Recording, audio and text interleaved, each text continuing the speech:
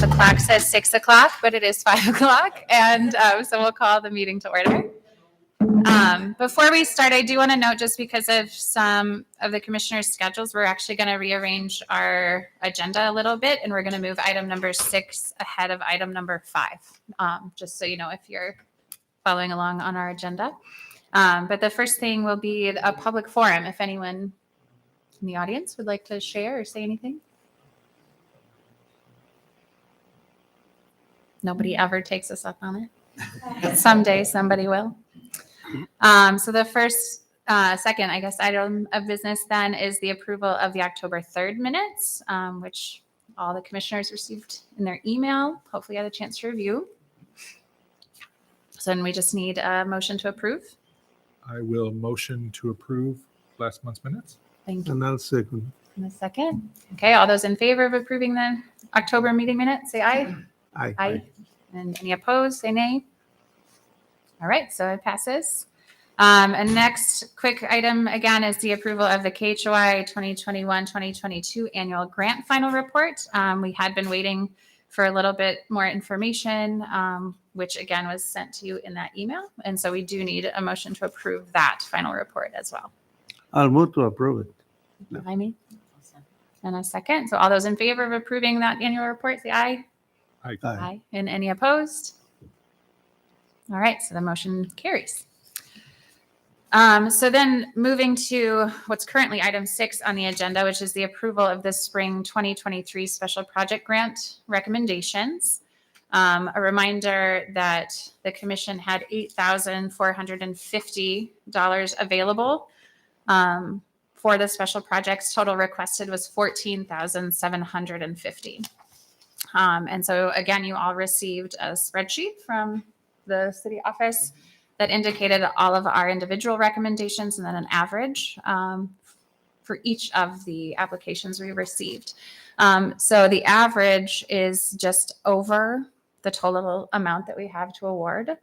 And so we just need to, I think, have first a discussion on whether we want to go with the averages, which we have done in the past, or have any kind of discussion over the individual funding amounts that we're going to allocate. And then we'll have to find $33 to remove somewhere to get down to that $8,450. So any thoughts on the spreadsheet? Yeah. I mean, I like the numbers that we have. Yeah. Earlier today, I mean, if we just wanted to be as fair as possible to everybody, if we take $5 off of everybody, except for one of them will have to be like $3 to get to that 33. So who's going to get the free $2? I mean, that was the most equitable thing that I could come up with. Yeah. Unless somebody has a definite thing of, no, I think all of it should come out of this person. But And I think all of our recommendations are all pretty similar, which I think makes the average seem like a good choice to move forward with. And I also don't think many of them were, it's not that if they didn't receive the absolute full funding that the project wouldn't continue, right? The project maybe would, all of the projects would continue, but just slightly differently. So I didn't see that as a significant factor either. So if we go with Dave's recommendation, perhaps just to have nice round numbers, we could take the $3 from the Ames Chamber artists and then $5 from the rest, because then they all end up with an even 5 number, with, right? a 5 or a 0. Yeah. So, yeah. Do we want to do that? Yeah. I'm Right. fine All with right. that. That's Okay. fair. So do I need to, Brian, list the amounts out loud? If you just want to include in your motion, the average is less $5 from everyone except for Ames Chamber artists, and Which is $3? $3 less than the average for them. Or should those be 2 separate motions, or just all done at once? You could just do that. Okay, so we're looking for a motion that will approve the spring's 2023 special project grants at the average amount minus $5 for every group except $3 from the Ames Chamber artists. I will move it. I will move it. You don't want to Good. repeat it? No. Okay. No. Well said. It's a long sentence. I right. will. I will second that. And Dave will second. So all those in favor, say aye. Aye. Aye. And any opposed? All right, perfect. All right, so now we will go back to what is currently item number 5, and that is why you are all here, because it was not for the public forum, but it is for the 2023-2024 annual grant hearings.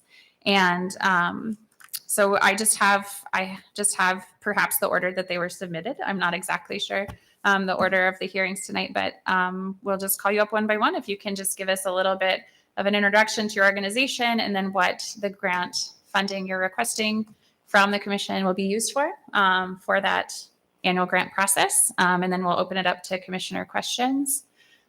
Shouldn't be more than 5 minutes at most per group. So, and then once you've come up, if you want to stay, you're welcome to, but you do not have to stay for the rest of the meeting.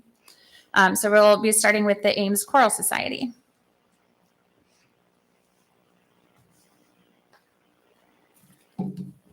Hi, I'm Steve Hoyfeld, and I direct the Ames Choral Society, and we are happy that this year we have come kind of back up to normal numbers. We've got about 50 singers this year, almost twice as many as we had last season, and had to kind of forego one of the projects because we didn't know for this year, because we didn't know what the turnout of singers would be, and so we did a general program coming up instead of an orchestral thing. But hopefully that will be on the docket for next year. But anyway, we've kind of changed things around in terms of our outreach and publicity for the group, kind of coming into the current century and going away from the print stuff, which is expensive and doesn't get out to people as much. So we've done a lot more through Facebook and our website.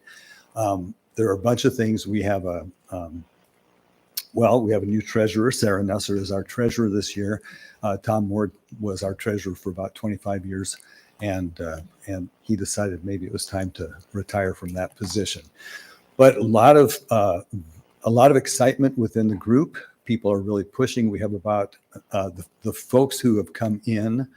There are about 10 or 12 who have never sung with us before, and we've lost some former members, some of our older members, to death or retirement and moving away.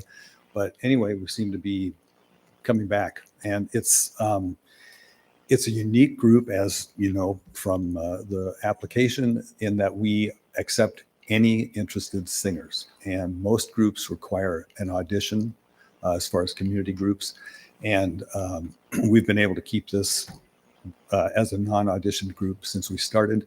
Does not mean that we just kind of think, well, whatever. We still work at quality preparation and presentations. We're still doing 4 programs a year. So the hope is that next year we do some Beethoven with orchestra and possibly Handel. Not sure what all would be involved in that, but a lot of times orchestras can call up a choir director and say, would your choir like to come and sing this for free? And why, yes, we would. But if you're a choir and you want an orchestra, you need to expect to pay people. And so I think that's going to probably run around $6,000 for next year. We have built up a cushion, as you can see from the numbers. But anyway, we're very excited about the direction things are headed. And I guess that's what I have to say about that. So I don't know if you have questions about anything in the application, but Thank you, Steve. Do you have questions?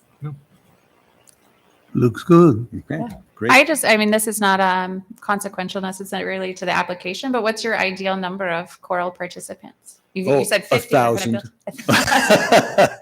No, I mean, as many as we can get. But anyway, we have had, I think when the group started, I think for the very first concert, they had about 70 people. There was not something like this available to the Ames community. That was early 60s, mid 60s, I guess. And in fact, the first director sang with the group until his passing last year. So that was kind of a cool thing that he did not feel alienated by, some other guy up in front. Yeah. But I'd like to see about 75 or so people. I think usually when we have done, we did Messiah for the 250th anniversary of the work, and we had about 75 people for that. That's about the largest group that we've had. People tend to come out to sing when there's a major work that's got orchestral accompaniment. It's more exciting for the singers. It also makes it more interesting for the variety for the audience. So, but we'd love to see about 75 people. We were really thrilled with the response that we got from the community mainly through Facebook. I don't think that posters went out for that, right? Do you remember? I think it was just through Facebook and other online advertising. So people are ready to get back to singing, and I know other organizations have also benefited from kind of the fall in the pandemic numbers, and because I know Ames Chamber Artists has also gained members this year. So anyway, and Good Company has as well. And so one other question, just because we're in a room filled with other choral groups as well as orchestral groups, do you have an understanding of why that's your experience where orchestras would expect choral performers at no cost, where the same isn't true, the opposite? Well, part of it is that we have limited time to prepare with orchestra. So professional or semi-professional players are really preferable. And they don't have to spend, we don't have to rehearse for a number of weeks. In fact, what we've usually done is had one rehearsal day, and then we've put it together at that time and then had the performance. I used to feel lucky if I could have 2 rehearsals with the orchestra. And when you're doing something like Messiah, which is, a 3-hour commitment with intermissions, it's a lot to get done in a short amount of time. So people who are familiar with the works, or who are really adept at performing orchestral music, it really helps. We've had high school kids also involved. Usually they've been all-state players. They don't have the experience that some of the older players would have, but they still, it makes it a lot easier to put things together, and they come prepared. And so you don't have to start from scratch. And often what we've done is maybe not mainstream music, but because we've done some stuff by John Rutter, but as far as contemporary choral works, that's probably more familiar to orchestral players. But sometimes they don't know anything about the composer, they don't know anything about the choir, but they know those notes and they can play. So it does make it a lot easier by being able to hire in professional players. Yeah. So thank you. I appreciate you sharing that understanding. for what that's worth. Okay. Yeah. And I probably should just stay. I think that's it. Okay, if you don't have questions. Well, I'm also here for Good Company. So, So you can stay up because you're number 2. so anyway, and by the way, There you go. So, and this is Ellen Rasmussen. She's the president of Good Company this year. And we also have gotten a boost in numbers, and there are women who are interested in auditioning for this group. And it is an audition choir. We've got 27 singers this year versus 19 last year. And there's a lot of excitement. You heard Julie Muslik, our marketing director for the special grants. And she's had a lot of ideas just because of her work experience, ways of promoting the group, promoting the concert. And we have an enthusiastic choir all the way around. And everybody's been working very hard to get things moving forward. So, but for next year, we're looking at maybe doing something with outreach or something with instruments for some kind of a work with women's choir. We're doing a concert in December with Ames Chamber Artists. So they're going to sing something on our concert. We're going to sing something on their concert. And and then next year, some other kind of an outreach thing. Right. So I will turn it over to you Oh, okay. if you have something to say. Well, I You think of course, I always have something to say. Steve. I think I would just build on that. I think with that increased excitement, we are really recommitting to the outreach into the community. I think we're all excited to see how the collaboration with the Ames Chamber Artists goes, and if we can encourage more of that and sort of break down some of the silos among the arts organizations, especially the choral groups or the instrumental groups as well, so that we're working together. Lots of times, if you go to those concerts, you'll see some of the same people coming to them, and so trying to coordinate and collaborate and bring music to the city, I think, is what we're all about. So, Yes. any questions? Questions for the Good Company application? I think we're good. I think we're good. Thank you Okay, so much. Terrific. Thank you. All right, Okay. up next is Dance Center Dancer Company Foundation.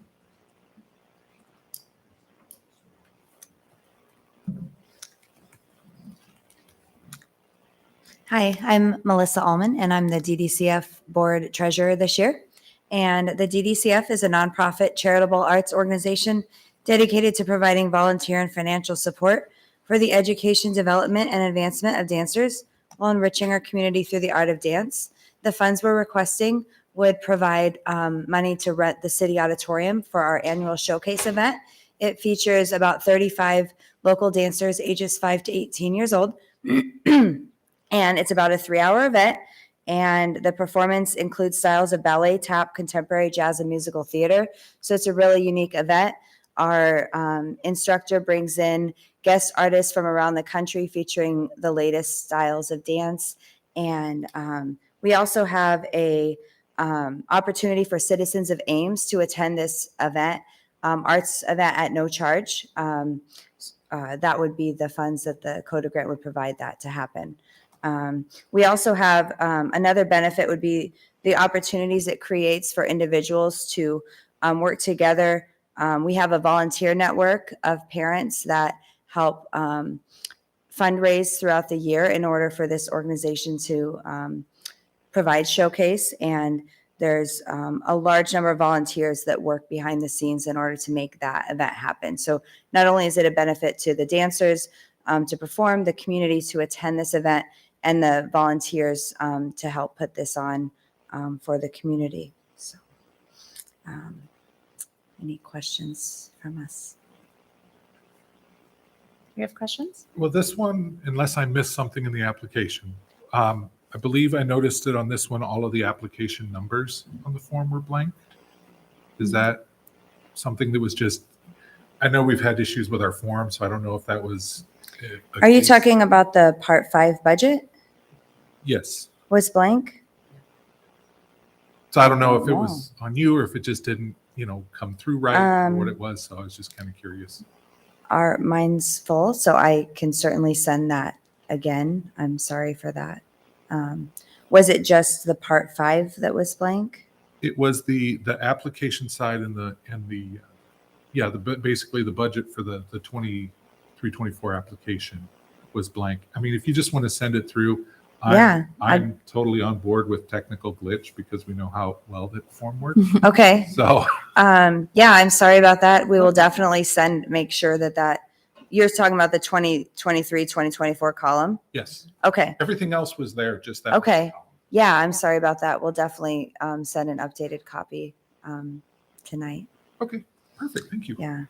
It should be similar to the 2022, 2023 budget. Okay. I was going to say, I think Expected. that what the It should be ask is expected for to was be the that same. was the same kind of Yeah. Mhm. expectation. But yeah, Mhm. yeah. If you can resend that just Yeah, to the city For sure. email address, that'd be great. Yeah, we'll distribute it. Perfect. Thanks. And we've got plenty of time between now and like when the decisions are made, so it's not a Okay. big deal that it was. Thank you. Any other questions? No? All right. Thank you Great. so much. Thank you Melissa. very much. Thank you. All right. Up next is Story Theater Company.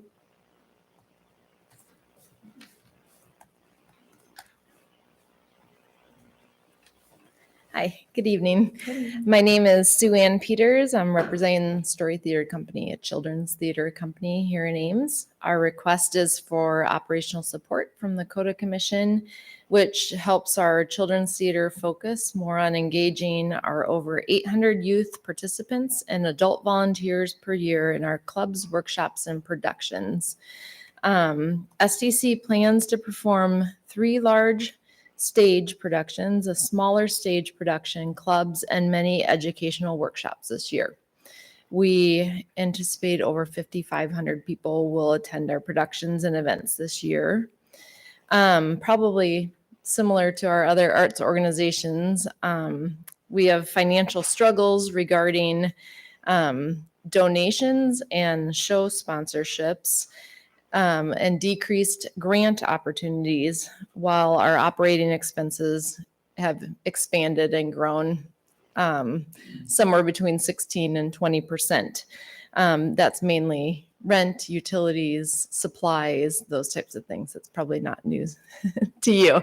I think our ticket sales kind of went up when people were excited things were reopening, but now the donations are going down. So, but we, in spite of all that, we are excited for a new season and with new opportunities and to expand our fundraising efforts in different ways, innovative ways, and to invite more youth and adults in our community to our shows, as well as to provide more educational opportunities for youth in our community in theater. So the grant basically will help for us in renting the Ames City Auditorium for 3 large productions a year, which we think is great for the city of Ames and arts being on display. We like being there and like being in a big venue like that. And we also believe in the mission of the Ames City Auditorium to grow and expand and want to be part of the local arts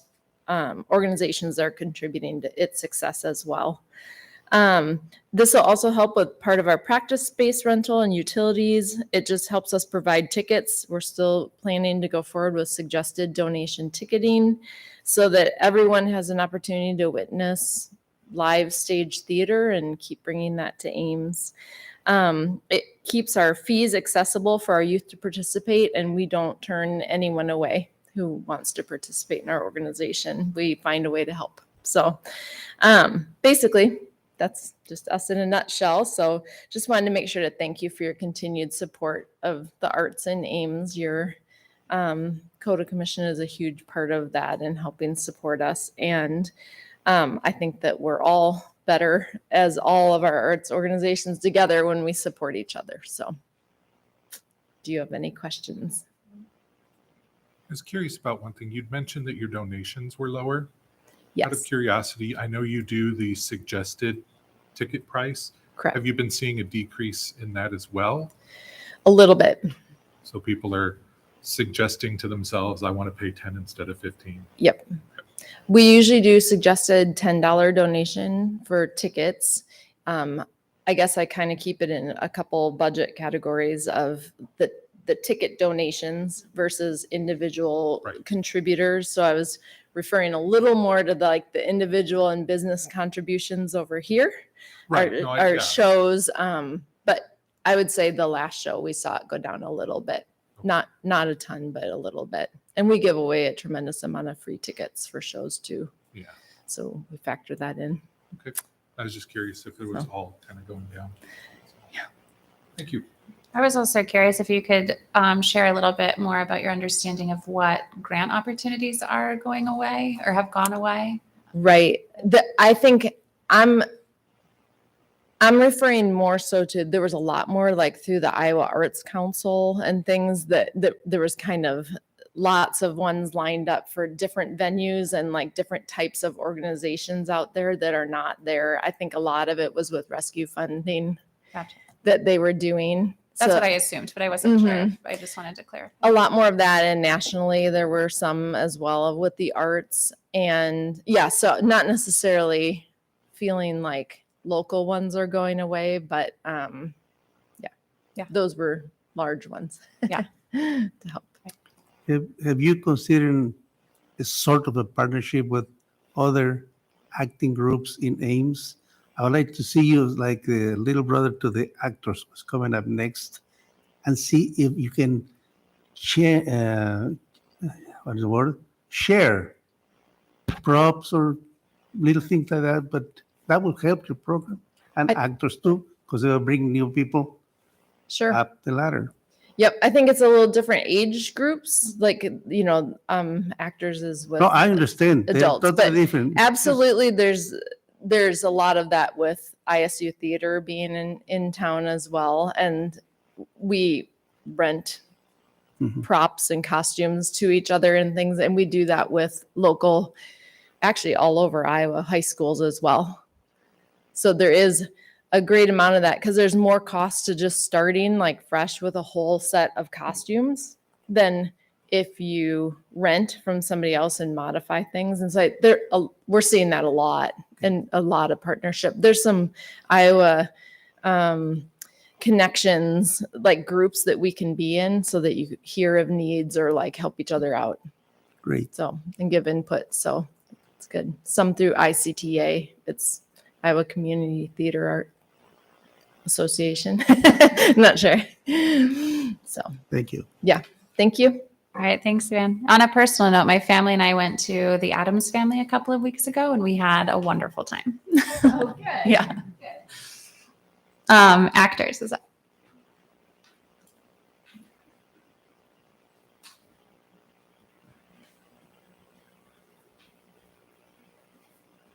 Hello, good evening. My name is Ashley Morton, and I am the first vice president for Ames Community Theater, or Actors. So I just want to say thank you very much for CODA support for actors in the past, and we are very much looking forward to support in the future as well.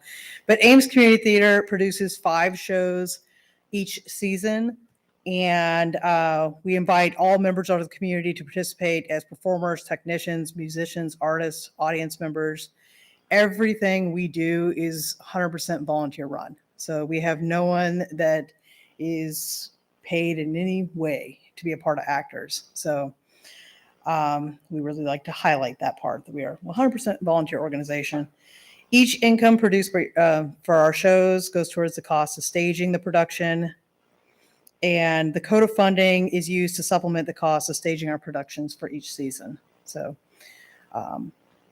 we have a very ambitious season coming up for 23-24. We can't quite say what shows we're doing yet. We don't have rice yet. Yes, but this funding would definitely go towards a good use of putting on 5 very fun shows. I like just the secret between your eyes right now. Yeah. I want to be in on that secret, but I get it. I totally get it. Season announce party in Yeah. April. So. Right. Any questions for actors? Out of curiosity, similar to that, have you guys seen a decrease in like your Bravo membership or anything like that? Have you guys seen? We No, I don't think we have. We have a very dedicated group of people who support actors, but we are still trying to get Bravo membership to meet our goal. Yeah, I would tell you, outside of this, I talked with Brian a couple years ago. As many of you probably know, we added on to the building. And we don't include the building costs in this thing because that's not operational. That was a capital expense. We had a very, very generous public to help us put that building up. And they were our supporters have been amazing. And I think that motivated some of our supporters to increase and improve and continue their support for actors. And I think the building, which, that has attracted audiences that we haven't had in the past. We used to look like a warehouse and not a very nice one. And yeah, I may have been in that building a few times. yeah, and it's amazingly different. Mhm. It functions differently. It greets audiences differently. And therefore, I think we're getting really, really good support. That's a concern. Like I said, following up with what Sue Ann was saying, that Yeah. things are dipping down, and I understand the economic Yeah, state of things. Also, on that note, the increased cost for construction materials and that to put sets together. Yeah. Utilities, Completely fabric understand. for costumes. So, I mean, I was just everything's coming curious down if up. if you were seeing a similar Yeah. drop in perhaps No, donation or tickets. we haven't. Good. No. Good. Costs have gone up a lot, but our support's increased. Anecdotally, I remember attending Urinetown years ago, and then the call at intermission to help fund a renovation of the bathroom. It was Yeah. like so perfectly timed. It was like, I'm pretty sure that I was a contributor because I was like, that was so smart, right? Thank you. That So- was my idea. Was it? I thought Yeah, it we was, sold, I thought it we was sold genius. rolls of toilet paper. Yeah, it was so genius. So, all right, I think that's it for our questions. Thank you. Thank you. Thank Well, you. before I leave it, we'll plug our first musical starts on Thursday. If anyone would like to buy tickets. Duly plugged. All right, so next we have the Ames chapter of the Des Moines Metro Opera Guild.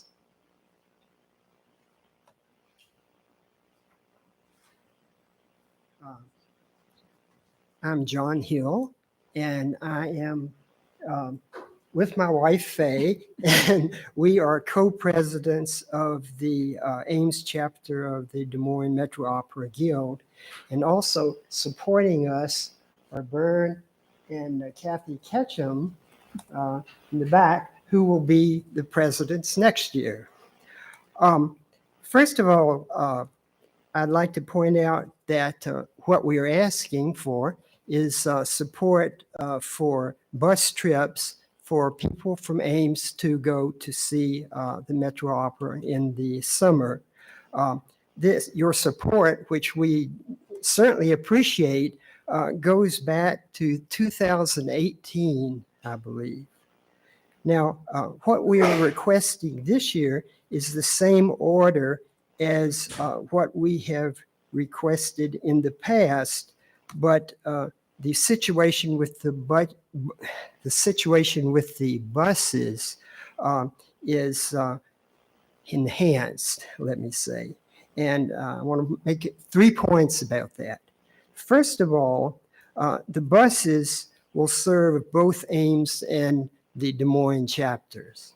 Secondly, there used to be 3 buses for the 3 main operas in the summer, but now this has been doubled, so there will be 2 buses for each performance. Then in addition, there are 2 what we call second stage operas. One of those is called Falling and Rising. That will be in Camp Dodge, and there will be 1 bus for that. And then there will be another one called Driving While Black, which there will be a bus for that. And I can talk to you about any of these if you're interested. We are requesting an amount. We're not requesting blank. And so the amount that we're requesting is $1,529.76. So I hope that that got into. It did. We At have an the email last here with second. that, so thank you. Right.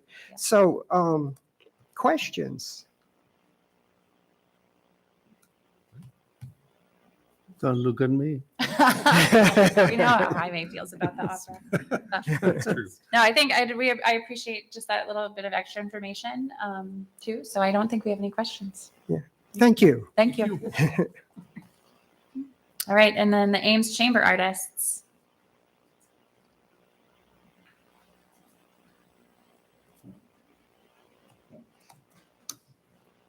Well, good evening, everybody. My name is Hi. Chris Johnson. I'm the treasurer of the organization, and thank you for the extra $2 from this earlier. Appreciate that. You've seen our application what we're all about. You have historically supported our choral ensemble for many years, and so that is greatly appreciated. And this year, kind of along the lines of what Steve was talking about, we're all about collaboration. So this particular year, we're singing with Ames High in their brand new auditorium, and I believe that's February. So that's one of the big highlights that you're helping support. What we're asking for this upcoming 23-24 is to do something with a symphony. Specifically, we've reached out to Central Iowa Symphony, who I think is here, maybe. So doing that, and also with the Ames Children's Choir, we've had a long-term history with them, being trying to collaborate with them, and that's one of our goals with our group, is to focus on lifetime singing and showing young people, students, other adults, that you can keep doing this forever. So that's our big focus. So happy to answer questions. I don't have a question, but I'm liking hearing all these groups starting to Collaborations, collaborate yeah. with each other to try and come out of the chaos of the last few years to kind of grow back. Yeah. So I applaud you and the previous and those who have not yet said they're collaborating. So there's your key: start collaborating. But no, I think it's great. Thank I you. really also appreciate just the intergenerational connections that you're going to make with those collaborations, and especially giving young people an opportunity to see what it looks like to live an embodied life as an artist, right? And that it's something that persists and that's worth pursuing. And I think that's important. So Thank you. I appreciate that. When I've seen that high school auditorium, have fun. Yeah, I was in there for their marching band spectacular a couple weeks ago, then the choir concert before that. It's a very nice facility. So, Yeah. Yeah. I couldn't tell if there was sarcasm there. I was like, I didn't know. I was like, I wasn't No, it sure what is- that it- have fun meant. I The was new like, high school is a yeah. very incredible thing, and they put a lot of focus in on that auditorium to make it really nice. Yeah. Yeah, have fun with that. thank you.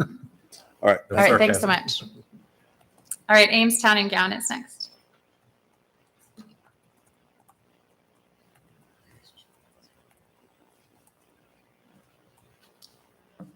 Oh, Ames Children's.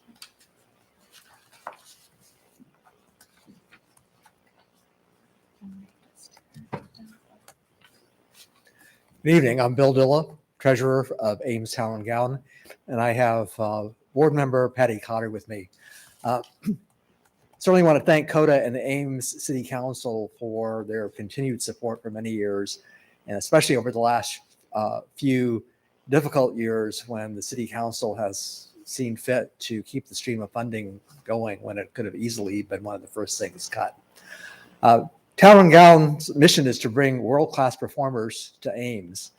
Some examples: we opened the season with harpist Bridget Kibbe. Bridget in December will be performing at Lincoln Center. We recently hosted an Australian guitar duo. They flew from Sydney to Ames, then flew from LA to record a soundtrack from the movie and back to Australia. We have a Maxwell Quartet, who is the premier string quartet from Scotland. And that's just a few examples. We are also committed to diverse musical styles. Several of our artists are presenting works by composers from underrepresented groups. That's the performance side. The other side that's really important for us is outreach. Bread and butter for that, and I'm going to kind of continue the collaboration theme. Bridget Kibbe did a workshop with Ames High Orchestra when she was here. And the Gregorian Brothers guitarist presented to students at Gilbert. We also do targeted groups outside the classroom setting, such as the Ames Children's Choir had a workshop with the German ensemble Kalmus, which was supported by CODA last year. We've also done workshops for YSS. We also, when our artists have time, try to get them out into the community. So, for example, last year, pianist Frank Levy came and did a public lecture at the Ames Public Library.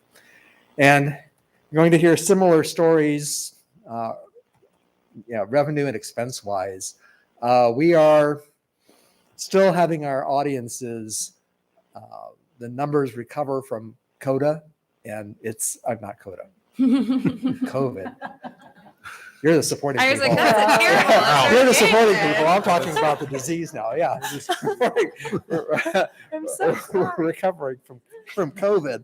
And I think even from 2023, 24, we're still predicting slow audience group. The thing is growth. The thing that has helped us though is that our subscribers have really stepped forward with donations. And in many cases, I've seen notes saying, I don't feel comfortable attending yet, but here is a donation. So that is what's helped us. The part where we have a challenge, of course, is on the expense side.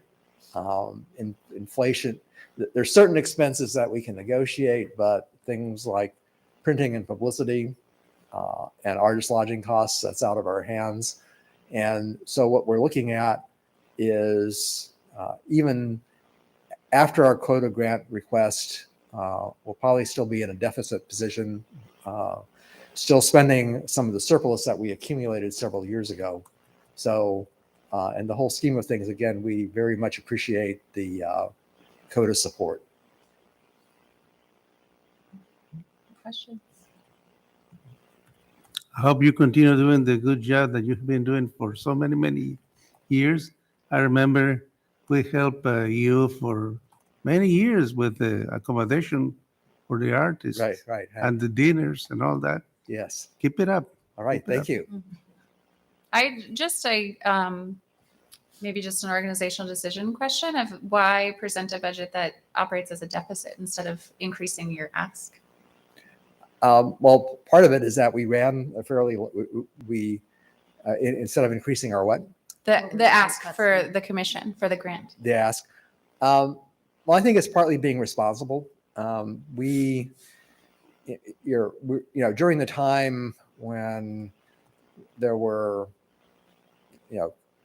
COVID recovery grants coming out, we were in kind of a unique position that, unlike a lot of arts organizations, we don't have fixed costs. We don't have a building, and we felt that we accumulated a fairly healthy surplus at that time, and rather than keep asking for more money, we felt it was responsible, at least over a couple of years, to spend that down. Now, ultimately, we do have to get back to a balanced position, but we feel it's responsible funding, responsible use of both our grant fees and our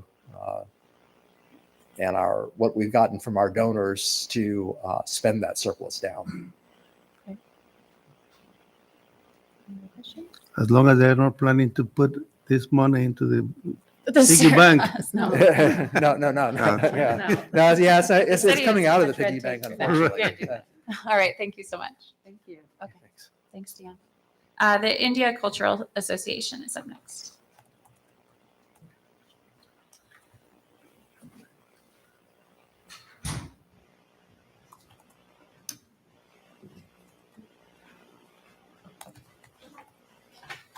Hello, good evening. My name is Manu Agnihotri and I'm the new president. And here is Shoma with me. She's the treasurer for the organization. And we are India Cultural Association. What we do is we just try to spread India's diverse culture through our community and cultural events. Last year we did around 7 cultural events altogether, and all our events were free for anyone to watch and enjoy. And thanks to the support from Kota and Iowa Arts Council and AIMS, Discover AIMS, we were able to do that. And we are planning to continue that. And unfortunately, we missed the deadline last year, so we didn't have funding for this year, but we were very ambitious. So we planned way more than what we had planned last year. So we have already 8 events planned for this year, and we are planning to continue that for the next 2 years too, because during COVID, as for everyone else, it just slowed down. Our membership base was going down, but it's all, I think, I'm hopeful it's on a upcoming upward track. So our members base is increasing, and so is the number of people showing up for the events. That causes us cost, because it's just to accommodate everyone and make them feel welcomed. So yeah, and during COVID, we were trying to, because everybody was bored of the so many online things, so we were doing so much paper stuff for the publicizing our events. So, and that kind of slowed our Insta and social media things down. So this year again, just again we are trying to reach out to the student community and at ISU and in other neighboring areas. So we started reusing our Facebook and Instagram. So, and that's been working out well for now. So this past Saturday, we were at the Diwali function for Indian Student Association, and we had the publicizing material for the upcoming Hindi play. So that worked out well. And so we are hoping to continue that for the next year as well. And we might continue again next year. So we are so much counting on this grant so that we can just plan our events with much confidence. We're hoping to get some big name artists come in. Yeah, That would be of interest to not just the Indian community, but the rest of AIMS. Do you have artists in mind, or are you kind of dependent on funding before you? We are going to start talking to them and seeing how much they need and try to figure out what we can plan to afford. What other questions? No. I'm good.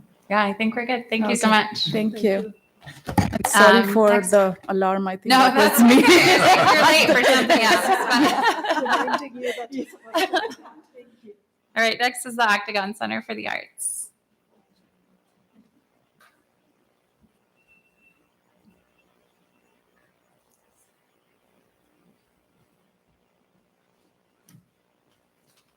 Good evening. Hello.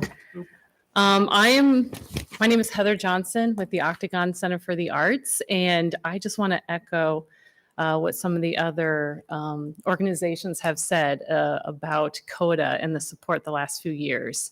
There's definitely been a huge difference in funding, not only from the support from private donors, but also from corporate too. So it's a huge relief that the city made a great difference for those organizations, including the Octagon during those times. So thank you so much. The Octagon Center for the Arts, we try to encourage interaction from the arts in different realms. And we also include different age groups. A lot of people know us for our children's programming and classes, but we are trying to do more for emerging artists as well as adults. And we even like to do more for senior citizens too in the community. This last year, our education director, Beth, she took on an amazing project with doing healing art kits for the community. And I think the total came to about 763 kits that we offered for free based on donations from the public. And so those were handed out to different elementary kids, Mary Greeley, first responders, Wings of Refuge, Access, and even a couple of other volunteer groups in Ames who work with seniors as well. So that was just one way that we can kind of show that the arts do play a difference and can help play a healing role too, whether it be physically for those that may have had tactile difficulties, or just a way to kind of promote mental health and just kind of using the arts for healing too. Also this summer, we did outreach to 140 kids in 4 communities with YSS Kids Club too. And that again is because of our education director in partnership with YSS.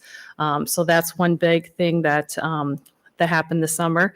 And we also have completed 1 year of a pilot program through the Emerging Artists, having a co-op facility as well at the Octagon to provide affordable space for artists to actually create and kind of have that collaboration too with other artists. And we hope to, in the next few months, do some more capital projects to create private studios with help from the Capital Arts Project too, with the city and other private funding too. And that's also with other emerging artists. And we also are in talks with College of Design students as well that may not have access to space to provide studio access to. Also in January, we are going to be starting a collaboration with Boys and Girls Club for No School Days to provide art accessibility. They're going to come to the Octagon, use our ceramic studio, do other hands-on projects for the younger kids as well. So that's one thing we're looking forward to in this next year. And in March, we'll be partnering with Jen over there and Ames Community Arts Council for the 5th Business of Art Conference, which is a way to kind of help artists that are entrepreneurs, trying to promote their own artwork and business components like taxes, web designing, and marketing. A good way to, get access for additional funding, whether it's through sponsors or even grants as well. So we're excited for that upcoming project. And we averaged about 370 artists in 8 different exhibits, and that included ages from kindergarten all the way up to seniors. So we had quite a wide variety of ages represented. So we're looking forward to a new year. And if there's any questions at all, I'd be happy to try and answer them. I'm good. Those private studios. Yes, sir. You have them in your own location? Yes, we'll be reusing some unused space right now. And so we will have, for the next, hopefully in February, we'll break ground on that. And that will be affordable housing that, based on other square footage rentals, they'll be almost half of what other places would charge. We know a lot of artists are even going down to Des Moines to try and find affordable studio spaces too. So we really want to try to keep those creative, individuals in our community so they can become teachers or, just kind of be active in our community since they live here. Great. It'll be private. I mean, you want to have 2 different tenants in one. Yeah, unless they choose to. If they're 2 friends that want to share a space together, if they collaborate on other projects, we welcome them to share the space if they choose to. Better use of Yeah. the building. Yeah. Good question. Anything else? Just early congrats on the 5th Business of, I can't believe it's the 5th one. 5th, already. I know. The- Good job, Jen. and ACAC. That's really a fantastic project, Yeah. and I'm glad it's been so successful. Yeah. So, yeah, because of a lot of hard work. So I appreciate all that work that goes into it. Well, thank you. All right, thank you, Heather. Thanks, everybody. All right, Central Iowa Symphony is up.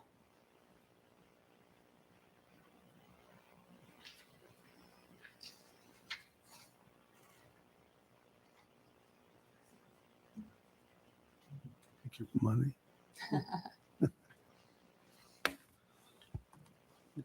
Okay. Good evening. I'm Don Withers, the current president of the Central Iowa Symphony. We have a concert coming up on December the 3rd, and I was wondering about what cookies we need to have, how we work our advertising budget, how we put things here and there. And sometimes I just need to step back and remind ourselves who we are.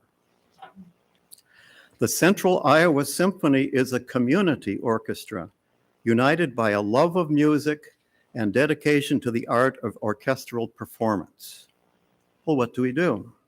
Our collective goal is to foster quality performances, offer satisfying musical experiences, and nurture educational and cultural growth in Central Iowa. I thought about listing several things what we do, but in essence, we put on 4 concerts a year. 4 are in the City Auditorium and 1 free in Banshell Park. The reason I gave you the brochure is because we don't know what the next season will be like, but it will be quite similar to that. We raise about 80% of our funds through donors and through ticket sales. But that 20% or that about what we get from CODA is very important for us to carry about the quality of music we wish to perform. We are extremely fortunate for our music director and conductor, Eric McIntyre. He's the director of music at Grinnell. He's the director of the Grinnell Symphony. He's gone to various sabbaticals in Europe and South Africa and Ireland, a very experienced person, and we are very fortunate to have him. He is also very creative in what kind of concerts he wishes to come up with. And one thing about the Central Iowa Symphony I find very fascinating, roughly 50 musicians are on stage. They are amateurs. They are not paid. Some of the positions received a stipend, but they are not paid. They just love to play music in an orchestral setting. There are some as young as middle school, through Ames High, through Iowa State Music Department, all the way up through senior citizens, people who love to play that music. And I'm really, really happy to be associated with this quality group. Recently, we have been growing in different directions. We just don't put on 4 concerts every year plus the banjo concert. We have been experiencing, and you may notice in the bulletin, using more soloists. They tend to give pieces of more richness, and sometimes people will come to hear a soloist like that they wouldn't normally come to. We have begun to expand our marketing.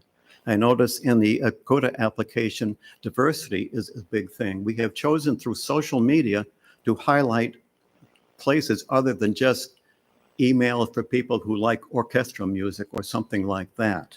That, I think, has been a very valuable use of our advertising money, and it seems to be paying off.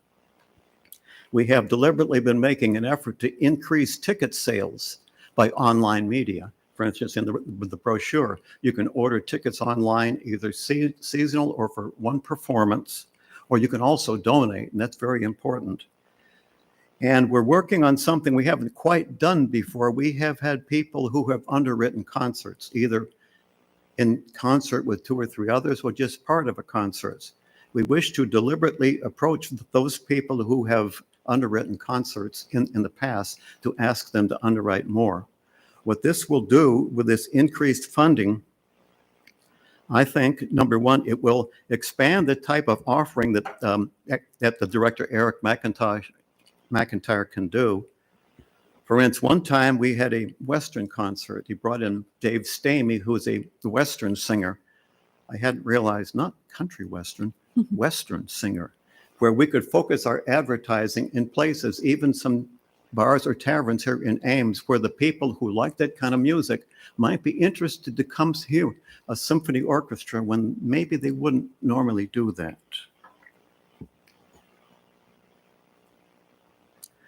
I think basically I would like to end by, I am very much impressed with this organization, amateurs, maybe 50 people on stage who love to put on music. The director, I would stand him up.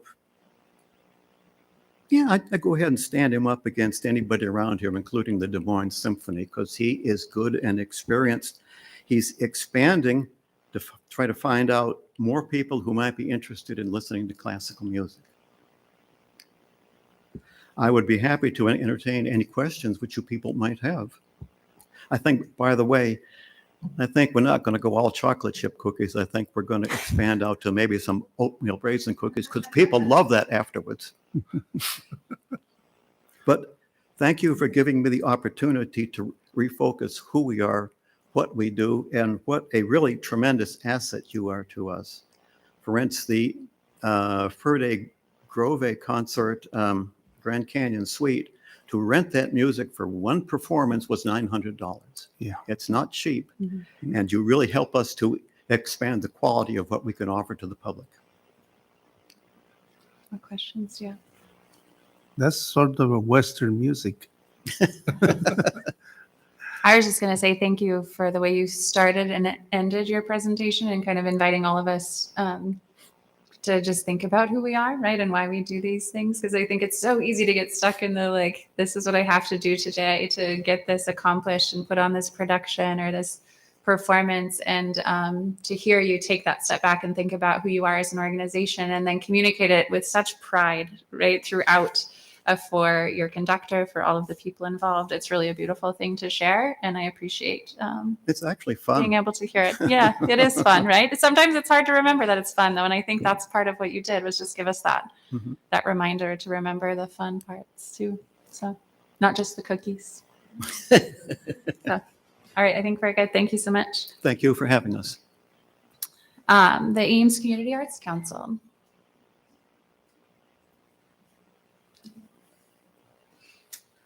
Hi, everybody. I'm Jenny Brock-Poller. I'm the director of the Ames Community Arts Council, and along with everyone else in the room, thank you for your past support. If you're not familiar, the Arts Council is an umbrella organization, so our job is to build relationships and collaborations that we've been talking about all night. Specifically, lately, we've been using the operational grant to promote cultural events, recognize excellence with our annual arts awards, feature artists on the fall studio tour, which this year was the largest it has ever been, with 18 artists. We tap out at 20. So yeah, we got super close and it was really exciting. The studio tour was great this year because we had a lot of returners, but we had a lot of folks who weren't sure they were in the right place. And it was really exciting to nurture them and tell them they were artists and all they had to do was open their doors. And then the message was received. The folks who showed up at the tours told them they were great. And so I think they'll be back next year and feel better about themselves and the arts community in the city of Ames. So that was a really warm fuzzy for the year.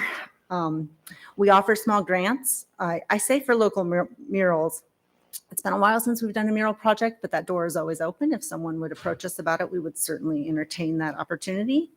Arts and education grants, which again, we haven't had one in a while, but we actually have an application on the docket. So we're excited to help an organization do some arts and education in their programming. We co-host the Business of Art Conference with the Octagon, which you've already heard about. We're really excited about year 5. Not really sure how we did it. We just keep closing our eyes and hoping for the best. And we are so lucky. People keep showing up, both the presenters and the people who participate. It's really been, that was a project we undertook, not really knowing what we were getting into. And it's delivered on every level. We've really enjoyed the Business of Art Conference. And then we also provide workshops and gatherings and performances for artists throughout the community. And I realized as I was reading before I got here this evening, I didn't include Music on the Move, which, if you remember, CODA helped to fund as a special project grant in the spring during COVID. We've been doing great. We've been doing 4 or 5 performances a spring, which is kind of where we wanted to be. But we do intend to make that a marketing goal for next year to get into more communities, do it a little more regular communities, a little more opportunities, do it a little more regularly. That is one of our stated goals for the coming year. So those are some of the things we do, and then we fill in the gaps when people call. So we use the CODA funds to do that, and we certainly appreciate your support. We couldn't do what we do without CODA, 100%. So any questions about anything on the page? How many organizations do you have under the umbrella? There's about 50 organizations, 100 individual members, Right. Okay. give or thank take. Are those numbers about the same? Have you seen major Yes, fluctuation? our memberships have stayed about the same. Donations spiked during COVID. I think people were worried about us and showed their support financially. And then as things have evened out, so have those donations. I wouldn't say they've dropped per se. I would say they've gone back to pre-COVID levels for the non-artist donation. But the artist memberships have stayed pretty stable. And thank you for all you do for a lot of the other organizations in this room too. So I know it's very I'm much excited to appreciated. hear about all the collaborations. It Yeah. makes me feel like I need to make some phone calls. We're walking away with a bigger team Yeah, list. exactly. All right. Thanks, Jenny. Thank you. All right. Up next is the Buxton Initiative. Just in time. So we just asked people to give a little bit of an introduction to the organization and then what the grant funds would be used for. It's 7:05 in here, but we're efficient. That's all. No. Well, hello all. The majority, some of you I know, and some of you I don't know. My name is Cameron Gray, and I'm the founder of the Buxton Initiative. And essentially, what the Buxton Initiative is that we are an organization that believes in the beauty of Blackness and showing that within the confines of film, music, art, and literature. And so we've been active for I would say about 2 years now, but officially, thank God, for not-for-profit status in the past year, and which will allow us to kind of widen our horizons and actually have a bigger platform in which we can serve the community. As Brian knows, that we're currently in the process of building a sculpture for Franklin Park, in which we are, again, using literature to serve the Black community in that particular space. And then also we have another program that I've been partnered with the Apparel and Design Department at Iowa State called More Than Monoliths, which is a artist-run program about an interview series, and then we bring them here to then have a big symposium and event process. So yeah, I guess that best sums it up. I don't know. What questions do you have? No, but I appreciate the effort that you're doing. Thank you. Great. Appreciate that. Congratulations on the jump to nonprofit. Yeah, it was a long fought battle. It's not an easy thing to fall into place, but yeah. No, I mean it was a very a lot of research, a lot of mistakes that were made, things that I didn't know about that I had to then go back and do, and a lot of things. But I think it was a beautiful experience because I wanted to prove, like, I gave myself a year to do it, and like it was great to know that I did it in less than that. Like I think I got not-for-profit status in September, which was incredible, and so it just meant a lot to me, like accomplishment, right? Like to see these things that I've always dreamed about come to fruition. So yeah. Excellent. Thank you. Good luck. Any other Thank you. questions? I went myself through the 401c process was quite involved, and I appreciate what you did, and you have it. Keep it up. I will. Thank you. All right. Thanks, Cameron. All right. Well. All right. Next is the Senior Variety Show.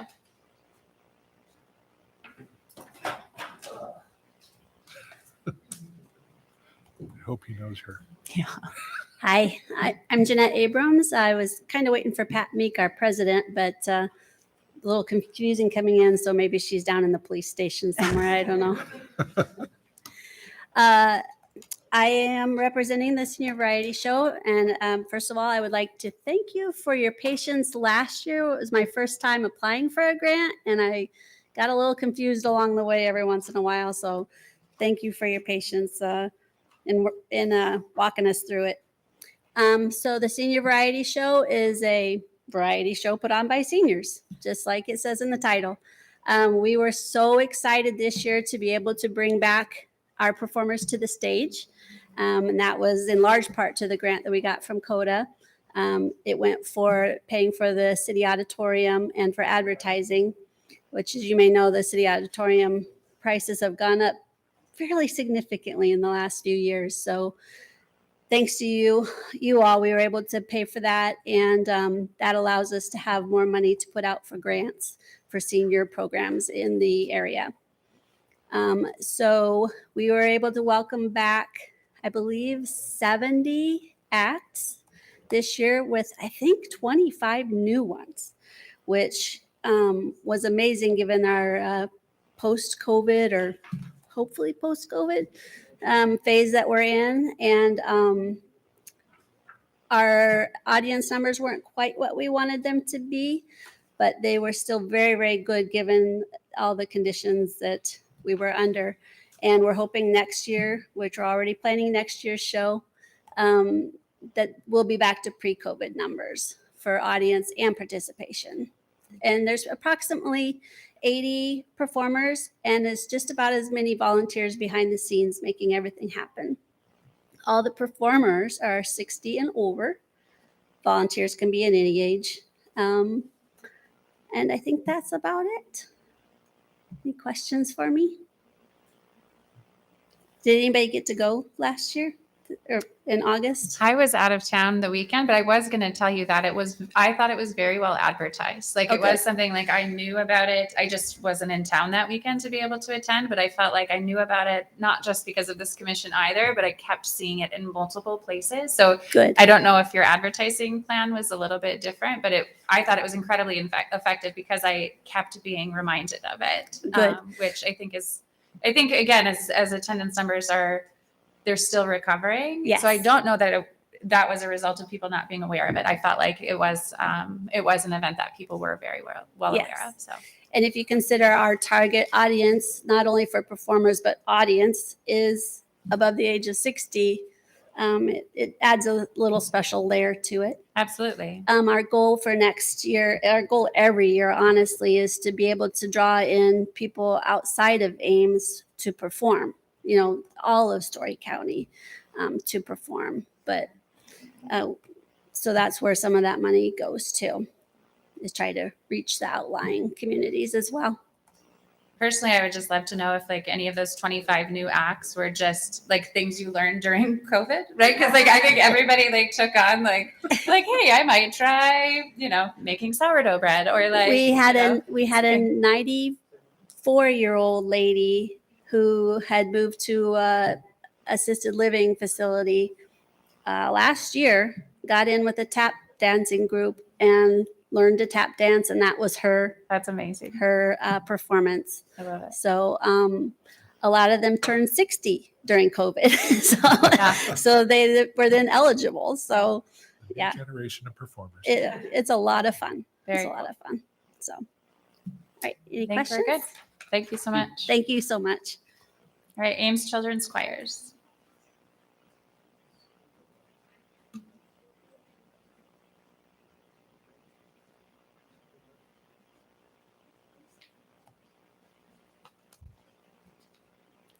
Hi, I'm Sean Stevenson. I'm the operations manager for Ames Children's Choirs.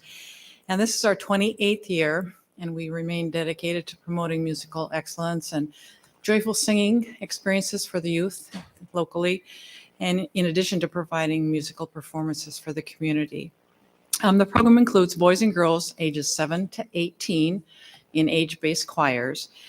And we are still rebounding from the pandemic. I'm sure you're hearing a little bit of that tonight. We had lost revenue due to lower enrollment, canceled in-person concerts, choral festivals since March of 2020, and we hold a large choral festival every year. But this year, we're enjoying in-person rehearsals and performances with no mask requirements, and we're returning to some of our normal activities. So in the fall, we've already had performances in retirement communities. We have an annual winter concert. We go caroling to senior residences. Our spring events will include the same thing in retirement communities. We host an Ames Has Talent show for local youth, all students, K through 12. We participate in the Good Neighbor Benefit Concert for the Emergency Assistance Organization. We are hosting a Midwest Children's Choir Festival in Stevens Auditorium. We're revisiting that, fortunately. And that is for Iowa singers in grades 5 through 7, a mass choir choral experience along with some guest choirs and a guest conductor.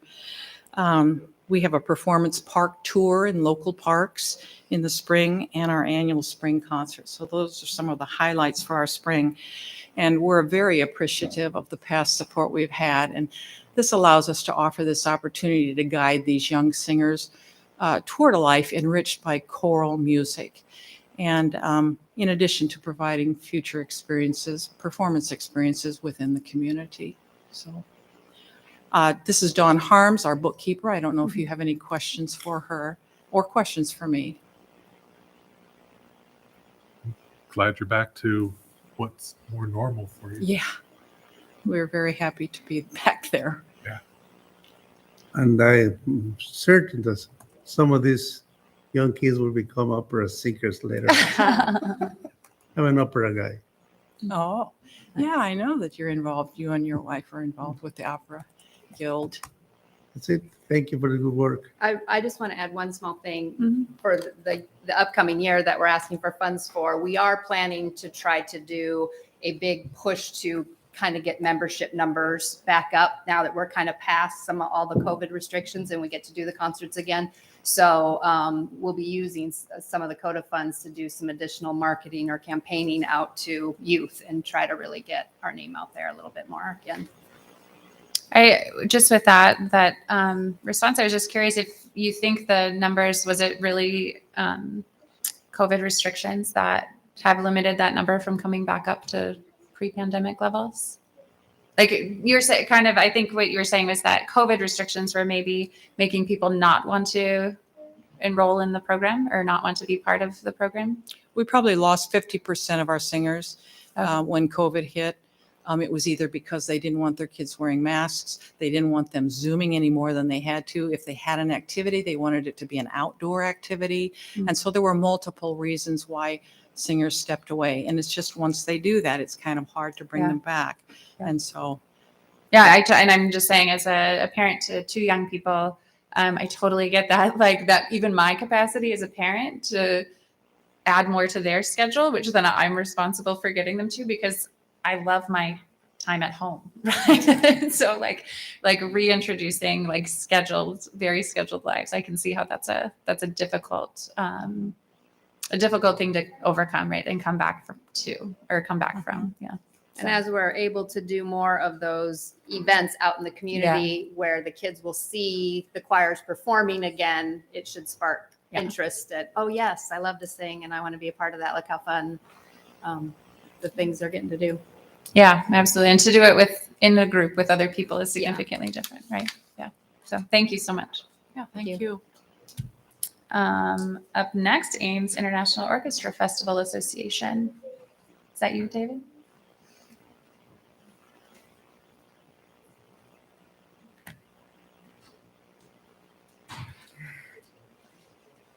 Hi, I'm David Stewart, and I'm president of IOFA. And I was just thinking about how nice it is that things are opening up again. I played in the Des Moines Symphony for 40 years and played in the pit of the Metro Opera for 26 years. And things are starting to happen. Excuse me, again. I was noticing this the other day. Even though I'm not playing anymore, I still belong to the Musicians Union. And I get their periodical every month. And there are advertisements in the back for different orchestras who are advertising to, we have an opening for this instrument or this instrument or this instrument. And over the last 2 years, there were no ads for anything because none of the orchestras were performing. And I've noticed in the last couple months, there are 25 or 30 advertisements from different specific orchestras looking to have auditions to put players back in. Mm-hmm. And it makes me very happy to see this stuff happening again. And I was communicating with Tammy. I don't know if you know, Tammy is in Australia doing some promotional work there and making some presentations. But she has a couple of other things other than what were in here. She is actually negotiating now with Apollo's Fire for a performance in October of 2023. And she's got a couple of other orchestras online. There's another Kiev orchestra that is going to be coming in 2024, and she's hoping to get them lined up here. It's, I think, 55 members from orchestras in Kiev, and they are based now for a year in Italy. So they are making some tours around, and they're supposedly going to come here. So we are hoping to be able to get them. So it's nice to see things awakening, as it were. Yeah. All right. Any questions? Yeah. No, I think we're good, David. Oh, Thank you. thank you. All right, Friends of Ames Strings.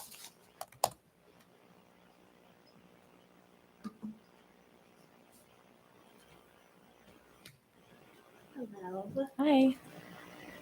Hi, thank you so much for having us, and thank you so much for your support of the arts in this community and everyone that you've heard from so far today. My name is Kelly Glotfelty, and I'm here tonight on behalf of Friends of Ames Strings. We are a small local nonprofit. Some of you are familiar with us because we've been here before to ask for your support. We began in 1989. At a time when support for public school programming of the arts and of music organizations was declining. So a group of parents and volunteers got together, and that was a long time ago, and we've come a long way since then. But we continue to strive to support those gaps. So our public schools offer wonderful orchestra programming. Our local private instructors do as well. Where we come in is we fill all those holes, right? Not every student can afford a private instructor. Not every student can afford an instrument over the summer. And actually, over the last couple of years, we've noticed that that need is really widening. And we're trying really hard to not only negotiate with the schools and work with them, but to find funds to support those kiddos. So what we do is try to fill those holes. Why we're here tonight is one specific program that we have had annually since 1989, and that is our Summer Strings Workshop. So it is a 2-week experience for kids. Typically, they're 4th grade through 8th grade, but we'll take anybody who's had like a year of lessons. So we do get some little ones, a lot of Suzuki learners, and we have the staff, because we've learned over the years, to help those kiddos learn how to learn to read music and play with the larger orchestra.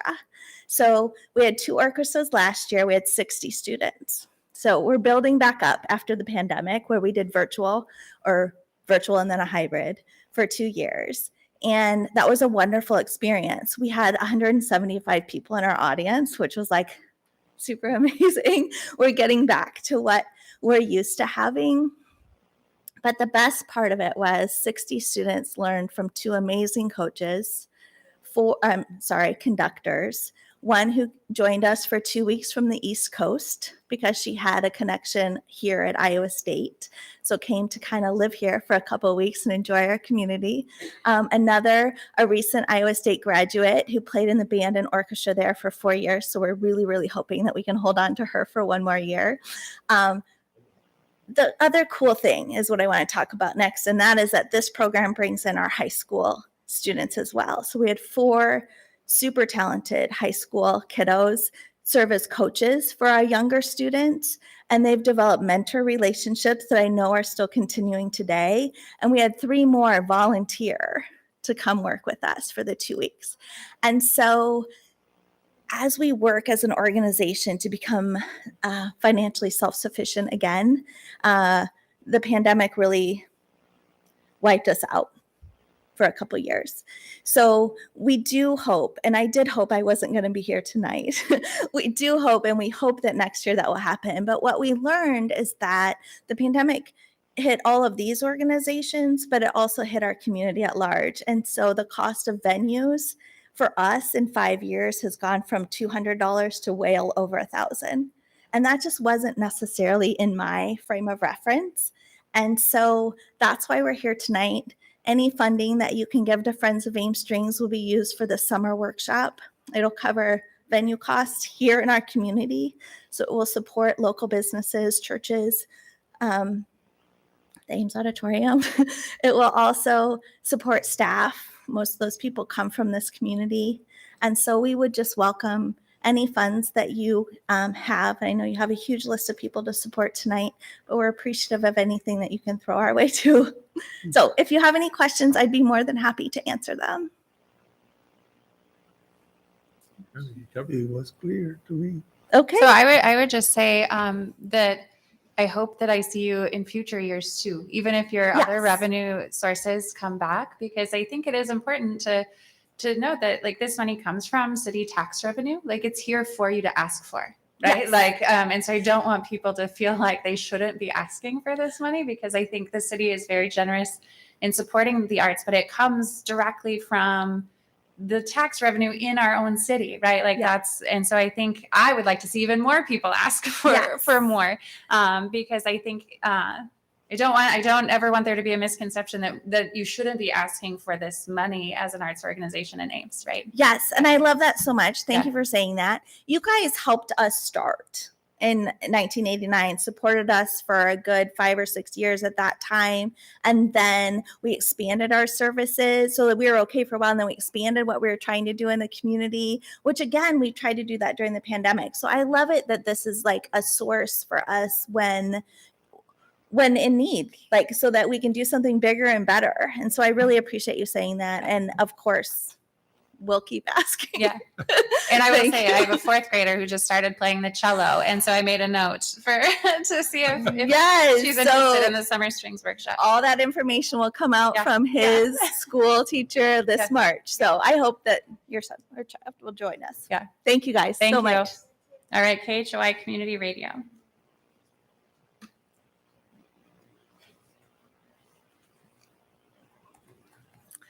Hello, and thank you all for what you do as volunteer commissioners. I'll just add my thanks to everything that's been said tonight. I'd also like to thank Brian and Carly for the staff support. You're the ones who get the panicked call the day before the grant deadlines and help us so much be successful in making requests to you. But what you do makes this community fantastic. It makes all of us richer and better, and thank you for that.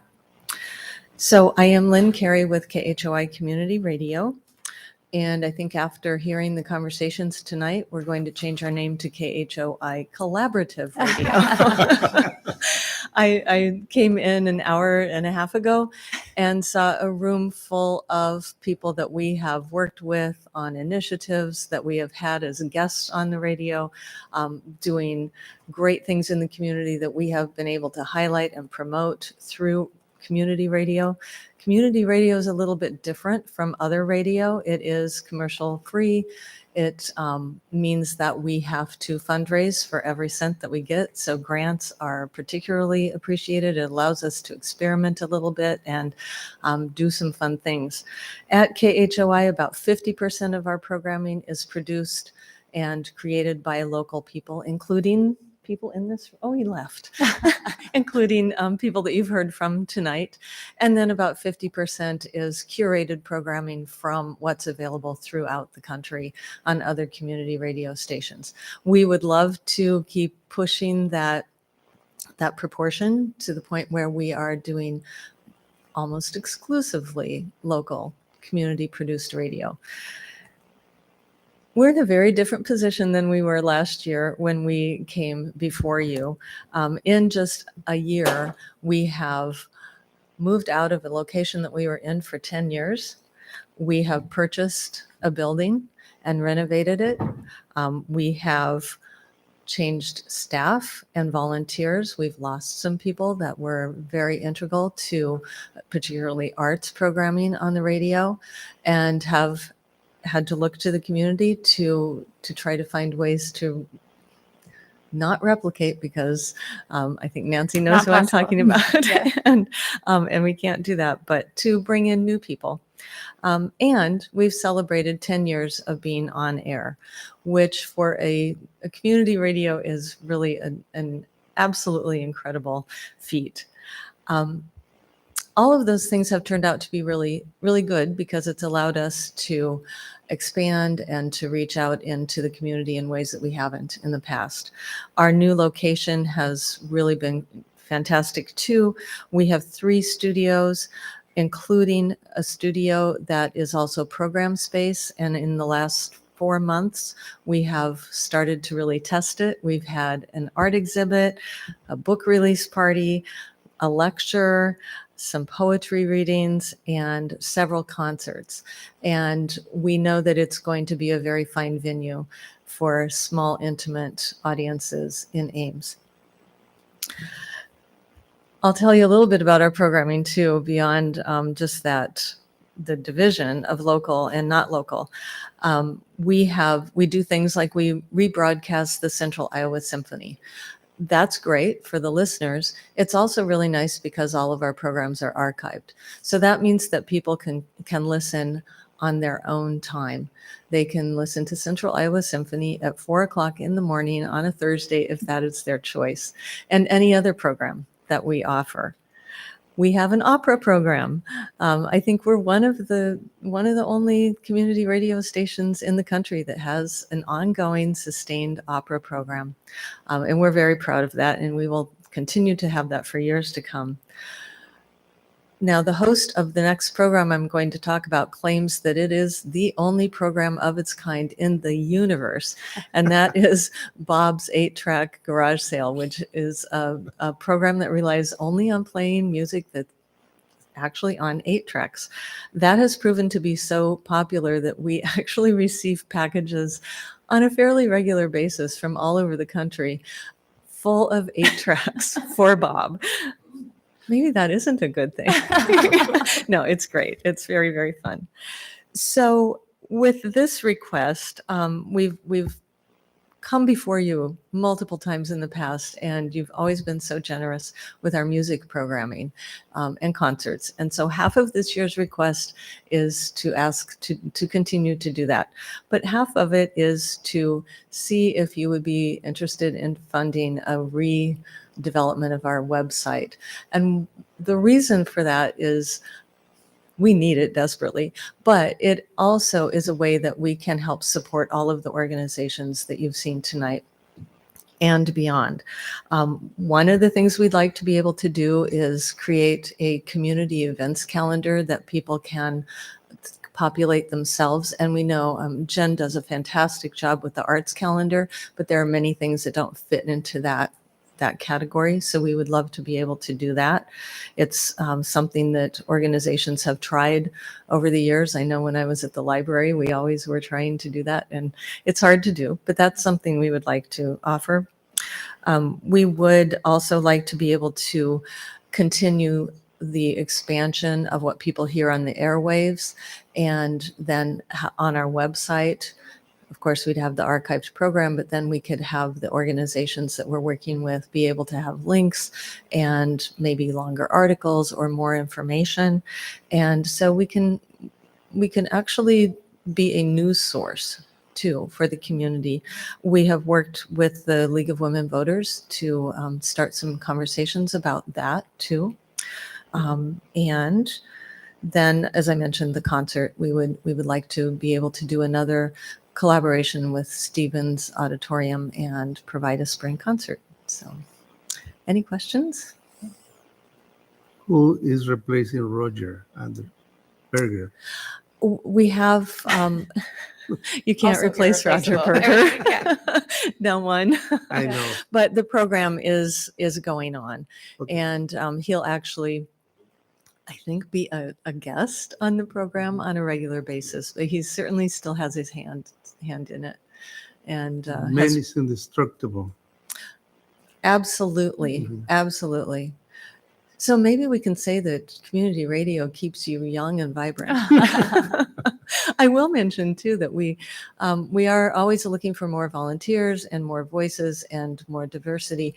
And so to that end, we are doing an OLLI class this coming semester to try to make sure that everybody in the OLLI world has an opportunity to learn how to be broadcasters and engineers and do background work. I love the idea of the website and the community events calendar, also knowing what kind of an undertaking that would be to manage and host that. But I do think it offers something different than what ACAC does, because there it's also only events that are coordinated with people that have a membership with the Right. organization, which makes sense too. But it would be nice, again, to look at it as more of a local news source and space to go. And having an updated website would help a lot with It that. it's Yeah. certainly, well, it won't happen on our current website. Yes. I can Yeah. say that. Yeah. And what's a little frustrating for us is we have a constant stream of people coming on and telling us about all these great events. But if you miss that 15-minute opportunity in the morning, you may not hear it, or you may not know to go to our archives. So if we could capture that in one place that everybody could go and see what's happening in Ames. Yeah. It'd be fantastic. All right. Thanks. Mel. Okay, thank you. And last but not least is Valerie with Kids Commotion.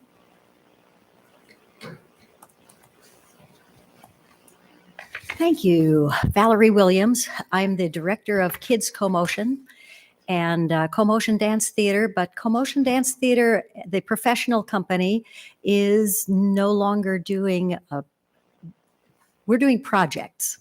We're not touring. We are, yes. So at any rate, Kids Commotion is ongoing.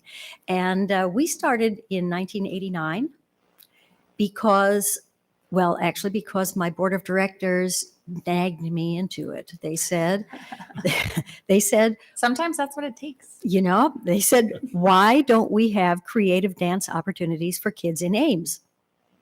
And I was thinking, because we don't make money in Ames. We make money because we tour and we love producing concerts in Ames. And they said, we need something in Ames. Well, so after we came to a consensus about what that thing might be, Kids Commotion developed as a 3-week performance workshop for kids ages 8 to 18 in creative dance. I should say dance as an art. And that's actually one of the reasons I am still, after 34 years, I can never keep track. 34 years, I'm still excited about Kids Commotion. And even after we get done, and I think, oh my gosh, is it time to retire? And then a parent will come up to me and say, there are so many opportunities for kids that don't require them to think. We need things that require kids to think and to widen their vision of the world. So I think that's one of the things that Kids Commotion does. And we are, quite honestly, a pretty unique organization. There was an article in the Village Voice years ago that was so excited about there being in Brooklyn, there was a performance workshop for kids, a dance performance workshop for kids. And they were like, whoa, nobody's doing this. And I looked at it and I thought, you are so provincial. We've been doing that for years. And we do more. So I was thinking about why I am still excited about Kids Commotion. And one of the reasons is that we make dance art. We train people we give them the skills that allow them to build a craft. But then we go beyond that. We go beyond putting shapes and movement and gesture into space. We go beyond that in that we require that the kids have a standard, that they don't just do the first answer, that they see and they have an understanding of what makes a good quality dance performance. And when I see that, and I see the growth in the students from the first day to even the end of the first week, because we have a lot of returning kids in Kids Commotion, the students don't just learn a skill. They see what the other kids are doing and they leap up to that level. And so they really build on the experiences of the kids from past years. And when I see that growth, it's so exciting.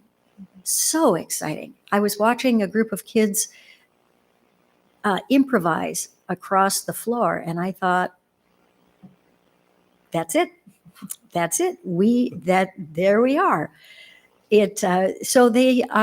We give them skills, but we go beyond that and ask them to make art. And that's one of the things that really makes me excited. We build choreographers. So we don't just build kids who can hike their legs up in the air. There are studios in Ames that do that really well. But they don't train the kids' imaginations, and they don't train the kids' opinions. That's a big thing that Kids Co-Motion does. I want kids' opinions. I want them to be defending their ideas. And we do that. We train kids to widen their vision. Again, by requiring that they think beyond the first answer to a problem. So I could go on for a really long time, and I will stop right now and ask if you have questions about Kids Co-Motion. I do have to say that CODA kept us going during the pandemic, and we are so grateful. Yes. The performing arts just took a hit. Yeah. So we are continuing to build also. And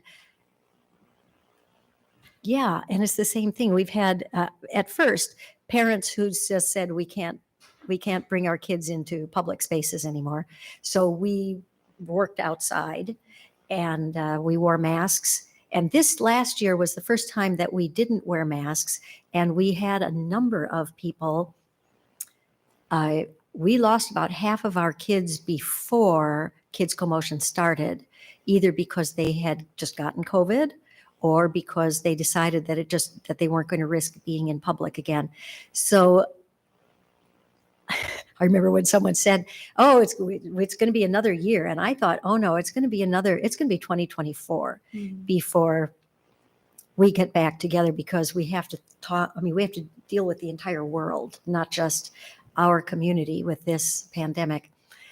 So CODA kept us going, and we really appreciate that. We are able to keep our prices low so that not just the upper middle class kids who are, pretty much traditionally in dance classes, are able to participate. I could go on about that. We have lots of parents who come to me and say, my kid is doing better in math this year, and I think it's because of Kids Co-Motion. And I think, I'll take that, sure, but I'm not sure that we can actually claim that. Claim it. Do it. We ask kids to really consider a lot, and we ask them to think deeply. I think what you described earlier of not accepting the first answer, right? Yeah. That's a math skill, right? That's a very transferable skill across any other academic pursuits. Oh, yeah. Right? I used to say that compared to my ballet classes when I was in elementary school, that school was a piece of cake. School was easy. Yeah. Ballet was hard. All right. Any questions? I've known you for many, many years, Valerie, and I admire your passion for this subject. And dance is not only mental, it's not only physical, but it's also mental. It gives you the confidence to trust every cell in your body and the vision to know what to do with it. Thank you. Yes, my pleasure. We do so much collaborative work. I mean, dancers do collaborative. It's what we do. That helping children to understand that they can do that too is really amazing. So, kids will come to me and they'll just say, I see them in the middle of the year and they say, "Oh, you should see the dance we made up in their living room." Mm-hmm. And I think, yes, yes, go. Yeah. Any other questions? We're all cool. I think we're good. Thank you, Valerie. Okay, thank you. So that is the end of that list. I guess I just want to end by saying that I really appreciated that time that we all spent together. I know that a lot of you waited for a while, but I hope that you found value in just sitting and listening to all the amazing things that are happening in our community. Like, I just feel really full and really grateful to live here, and also to be able to be in community with all of you. And so I appreciate you sharing. I appreciate your passion. I appreciate all you do for the arts in Ames. And then just to, I think, echo what all of you said too, is I appreciate the city for providing funding to allow these organizations to continue. So just like I'm feeling, Valerie got emotional, I'm feeling emotional. So Well, yeah. you guys had, for those of you and everybody that was here and not here, the last few years have really been hard on the arts and a lot of different things. But you guys all persevered because you're nonprofit, so you don't have your backups to rely on to get through the last couple of years. So just the dedication that you guys had to just keep going, even though it might not have been a great couple of years, it might, incomes were down, whatever happened, you guys are still here and you're back and you're trying. And I'm hearing a lot about how the numbers are starting to rise again. People are starting to come back again. It's not perfect, but it's really great to hear that. And I'm glad that we are here to kind of give you that little push to get your numbers closer to where they were 3-4 years ago. So thanks for your dedication. And even Valerie saying like 2024, right? Like I think people, because now also a lot of the money, the extra money is gone, and yet the recovery process still continues. And so I think that energy and persistence will have to continue a little bit longer. But I also think like the numbers are important, and I know that that's how a lot of your money comes as well. But the quantity, like those numeric numbers, don't mean nearly as much as those stories that you tell, right? About those high schoolers saying, "Hey, I want to come and join this group because I think this is important to work with other young people," or being a dancer makes me better at math. Like those things matter more to me than saying we had 500 people at our concert, So I just think hold on to those moments too. So anyway. Last thing is just to announce upcoming dates. So we don't have a December meeting with this process. We kind of are now in our waiting time as the city works out their annual budget, which then comes back to CODA, which will help us make decisions about the applications that we reviewed tonight. And so that will come back at our next meeting, which will be January 9th. That's my brother's birthday, who happens to maybe be broadcasting our meeting tonight. So happy birthday early, Bill. January 9th is our next meeting here at 5:00. And so that concludes our meeting. Thanks.